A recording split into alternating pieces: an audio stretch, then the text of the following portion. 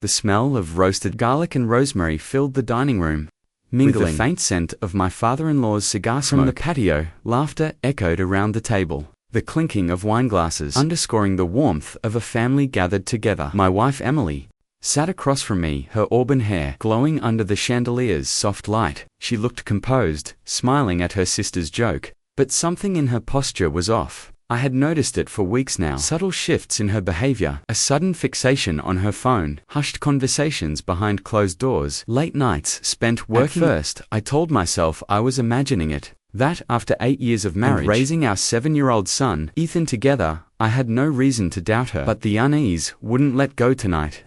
There was a tension in her shoulders that wasn't there before. She sipped her wine too quickly, and when I reached under the table to rest my hand on hers, she flinched. Jack, her mother, from the other end of the table, dragging me out of my thoughts. "How's work?" I forced a smile. "Busy as ever." "Still pulling those long hours?"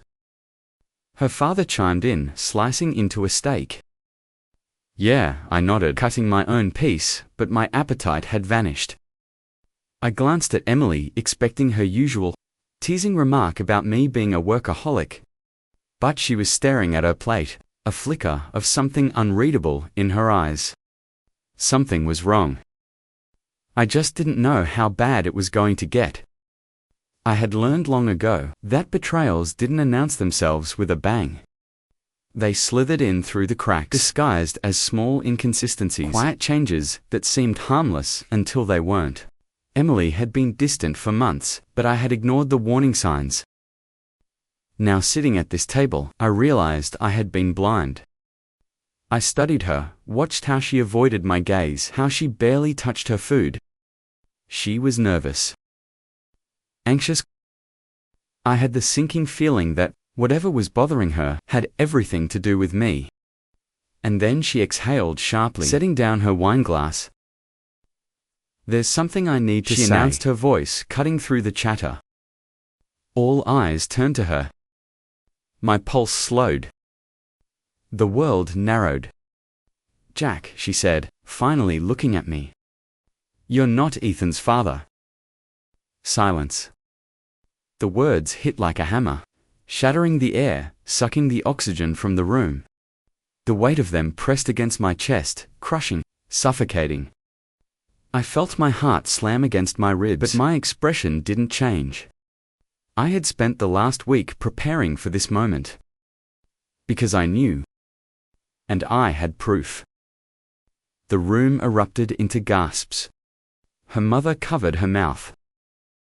Her father's face darkened. Emily's sister whispered, "Oh, my God." Emily held her head high, her eyes glassy but resolute, as if she had convinced herself that she was the victim here. As if she expected me to break down, to plead, to crumble. But I didn't. Instead, I leaned forward, resting my elbows on the table, studying her, watching as the self-righteous axe slowly started to crack. I took my phone from my pocket, tapped the screen, and played the video. Her face drained of color on the screen. Emily sat in a dimly lit hotel room, tangled in the arms of another man, Daniel, her best friend's husband. The time was from 3 months before Ethan was born. Gasps turned into stunned silence.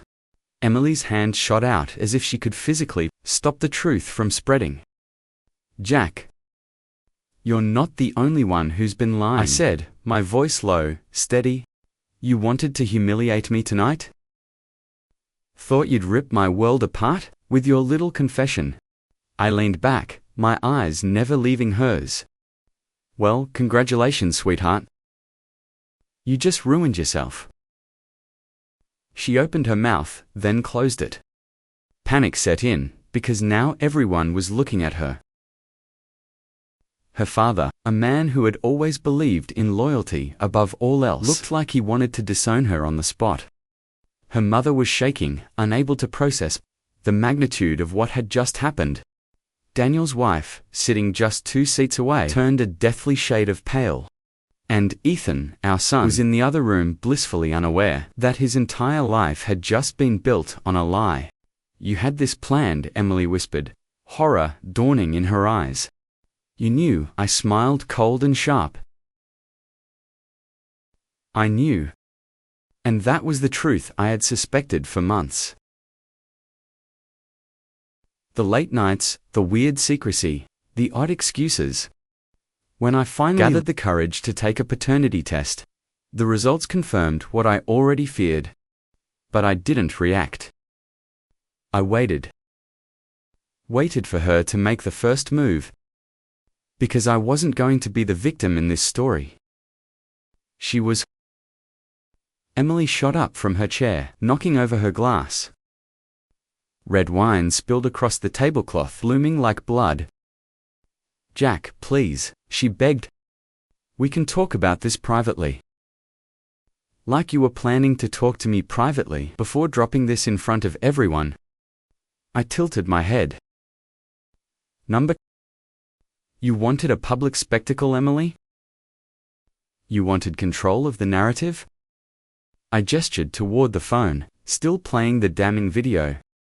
But the thing about control. You lost it the second you thought I wouldn't fight back. Her lips trembled. She turned to her father, her mother, her sister. Please, I was scared. I didn't know how to tell him. I stop her, father said. His voice like gravel. You don't get to play the victim. Tears welled in her eyes.